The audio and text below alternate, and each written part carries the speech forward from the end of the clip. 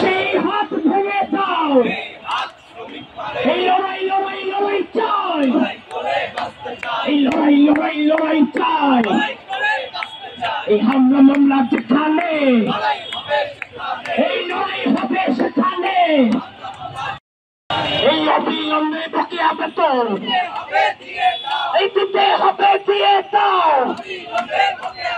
TMZ এর বকেয়া বেতন এই রাজপথে শ্রমিক মরে,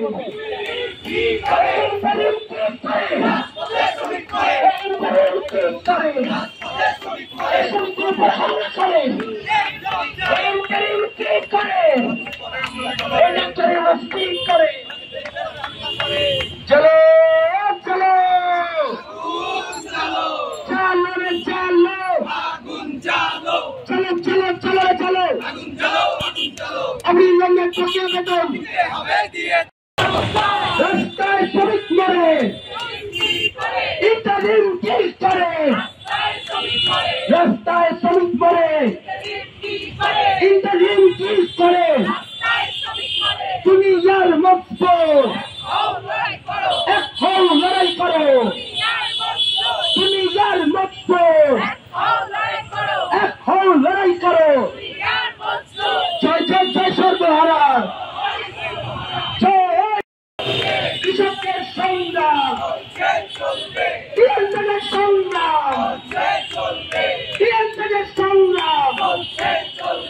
TMZ-এর সংগ্রাম, অবিলম্বে বকেয়া বেতন দিতে হবে দিয়ে দাও, অবিলম্বে ঈদ বোনাস দিতে হবে দিয়ে দাও, আন্দোলনের লড়াই গণতান্ত্রিক ছাত্র জোট, আন্দোলনের লড়াই গণতান্ত্রিক ছাত্র জোট বড় চক্রান্তের অংশ হিসেবে দীর্ঘস্থায়ীভাবে তাদের সেখানে এক ইচ্ছাকৃত দ্বন্দ্ব তৈরি করে রেখেছে, কিন্তু সেখানে লাভ না হচ্ছে বাড়ি জনগণের, না হচ্ছে সেই সেটেলার যে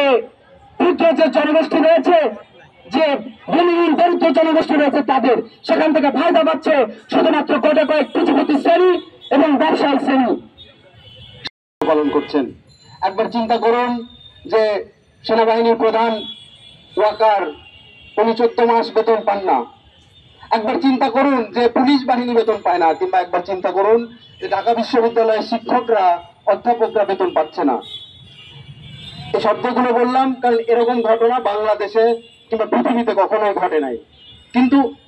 এই যেই কারণে আজকে আমরা এখানে দাঁড়িয়েছি, এরকম ঘটনা বাংলাদেশ স্বাধীন হওয়ার পরবর্তী সময়ে যেমন ঘটেছে, জাতীয় পার্টির সরকারের সময় ঘটেছে, বিএনপি সরকারের সময় ঘটেছে, আওয়ামী লীগের সময়, এখন আবার নাকি অভ্যুত্থানের সরকার, অন্তর্বর্তীকালীন সরকারের সময় একই ঘটনা দেখছি। এই শ্রমিকের বেতনের, এই শ্রমিকের যে ঘাম, সেই ঘামের টাকায় অর্জিত যে রেমিটেন্স, সেই ঘামের টাকায় অর্জিত যে দেশের বৈদেশিক মুদ্রা, সেই টাকা দিয়েই তো ইউনূস সরকার তার বেতনটা পাচ্ছেন। এই দেশের প্রত্যেকটা যে কাঠামো, প্রত্যেকটা উন্নয়ন এই শ্রমিকের টাকাই হচ্ছে, অথচ আমরা দেখছি এই শ্রমিককে বারবার প্রতারিত করা হচ্ছে। শ্রমিককে প্রতারিত করা হচ্ছে শুধু একবার না, অসংখ্যবার। আমরা ভেবেছিলাম, আমরা বিশ্বাস করতে চেয়েছিলাম যে অন্তর্বর্তীকালীন সরকার অন্তত পক্ষে জনগণের কষ্টটাকে লাঘব করবে, শ্রমিকের দুঃখটাকে বুঝবে, শ্রমিকের দুঃখ আর বাড়াবে না। কিন্তু আমরা দেখছি যে